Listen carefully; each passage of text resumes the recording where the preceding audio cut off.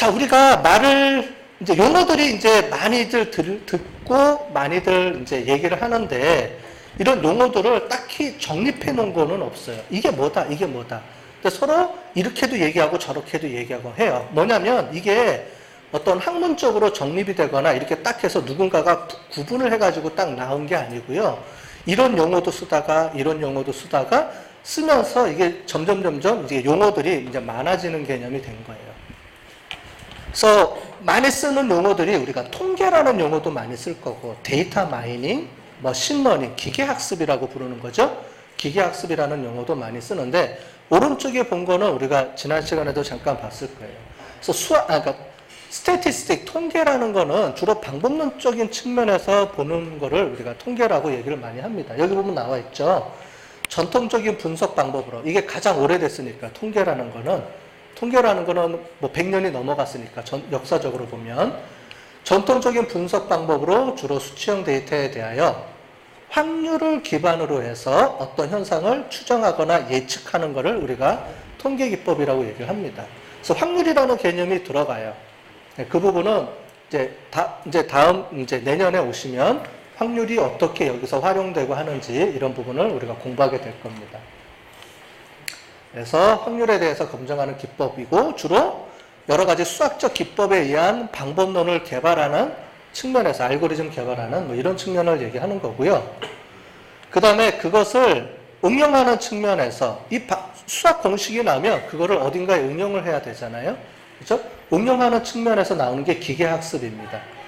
기계학습은 프로그래밍 하지 않고 컴퓨터에게 학습할 수 있는 능력을 주는 것이다 라고 써있죠. 연도를 보세요. 언제 나왔어요? 1959년에. 야, 우리가 알고 있는 인공지능, 기계학습 이런 게 나온 지가 오래됐네요. 그죠? 인공지능이라는 게 나오게 된 게 거의 1950년대에 나왔으니까, 여러분들이 영화에서 본, 혹시 영화 이미테이션 게임이라는 영화 보면 거기서 나오는 그 사람 튜닝, 거기서부터 이제 출발을 하거든요. 튜닝이라는 게 컴퓨터를 만들어 놓고 인공지능을 개발해 놓고 이게 사람인지 컴퓨터인지를 구분하는 테스트를 하는 게 있어요. 이제 그걸 우리가 튜닝 테스트라고 합니다. 인공지능이 있는지 없는지를 검증하는 테스트예요. 그 이름이 튜닝 테스트인데, 이미테이션 게임에 이제 그걸 만든 사람이 일대기가 나오죠. 뭐 여러 가지 얘기가 나오는데, 어쨌든 기계학습이라는 건 뭐냐? 전통적인 통계 기법들은 데이터를 가지고, 야, 이거는 이렇게 해서 나온 거야 라고 해서 우리가 어떤 수학적 알고리즘이 이미 만들어진 상태에서 들어갑니다. 분석을 해서 그 분석한 걸 가지고 이제 결과를 이제 예측하고, 그 예측한 결과가 맞는지 틀리는지를 검증하는 이런 거예요. 기계학습은요, 데이터를 던져주고, 야, 여기서 뭘 끄집어내봐. 이거예요. 뭘 안 줘요. 뭘 안 주고 그걸 끄집어내는 거예요. 얘는 알고리즘을 사람이 만들어서 넣어요. 넣고 그게 맞는지 틀린지를 검증하는 방법이에요. 얘는 데이터가 있으면 주고 그 데이터에서 야, 이게 맞는지 틀리는지를 알아갖고 와봐. 이게 어떻게 예측할 수 있지? 또는 어떻게 구분이 되지? 이런 걸 하는 거예요. 우리가 좀 전에 텐서플로우라는 걸 봤죠. 거기 보면 데이터만 주어지고 그 데이터를 가지고 두 개로 구분해봐 하면 자기가 알아서 알고리즘을 만들어내는 거예요. 이해되셨어요? 그러니까 기계학습은 말 그대로 기계가 데이터만 주어지고 기계가 스스로 학습을 해서 뭔가를 어떤 결과를 도출해내도록 유도해내는 방법론을 개발하는 게 머신러닝이고요. 통계학은 어떤 가정을 세우는 거예요. 아, 이럴 거야 라고 가정을 세우고 데이터를 가지고 그 가정이 맞는지 틀리는지를 검증해 나가는 거예요.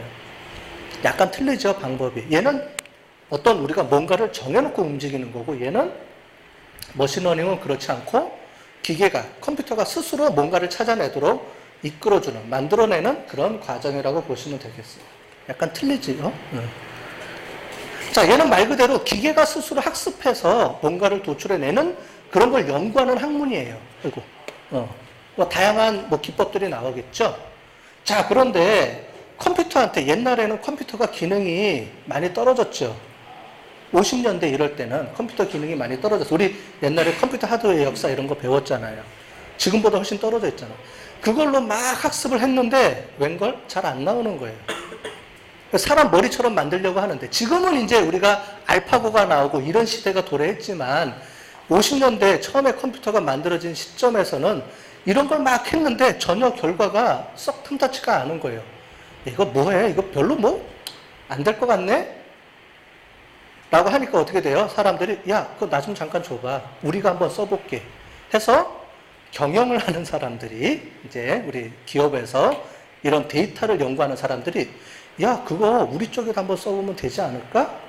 해서 거기서 개발된 방법론을 경영 쪽에서 또는 이쪽 분야에서 응용을 합니다. 데이터 이제 분석하는 사람들이. 왜냐하면 이제 50년대 지나고 60년대, 70년대 오면서 데이터베이스가 만들어지고 데이터 웨어하우스라는 게 구축이 되면서 데이터가 이제 점점 이제 많아지게 되는 거예요. 회사나 기업들에서 이제 구축할 수 있게 된 거예요. 그러니까 데이터가 이제 쌓여 있는 거죠. 그러다 보니까 야, 이거를 뭔가 분석할 수 있는 방법이 없을까?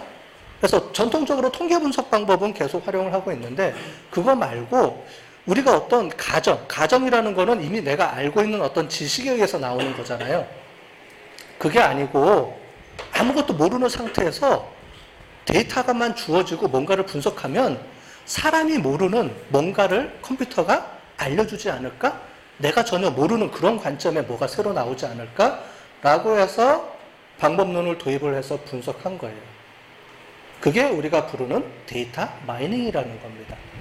그 데이터 마이닝은 말 그대로 데이터에서 영어로 데이터, 마이닝, 금을 캐듯이 어떤 산속에서 그러니까 탄광을 캐듯이 금을 캐듯이 기업의 데이터베이스나 데이터 웨어하우스에 데이터들이 쌓여 있는데 그 쌓여 있는 데이터로부터 어떤 내가 뭔가를 예측을 해서 그걸 검증하는 게 아니고 그거를 돌려봤더니 뭔가의 어떤 의미가 나올 수 있도록 만들어주는 그런 개념에서 쓰는 게 데이터 마이닝 기법입니다.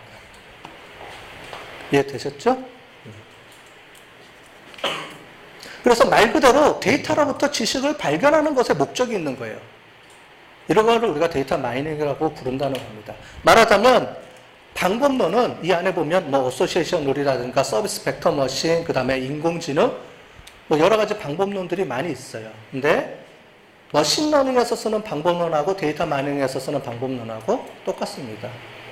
그러니까 이거를 어느 쪽으로 활용하는지에 따라서 쓰는 건데 기계학습 쪽은 뭐에 관심이 많냐면 인공지능 쪽에 관심이 더 많아요. 인공지능, 그러니까 컴퓨터에게 어떤 지능을 스스로 학습해서 지능을 만들어내는 거에 대해서 관심을 가지고 그쪽으로 계속 연구하는 게 머신러닝이에요.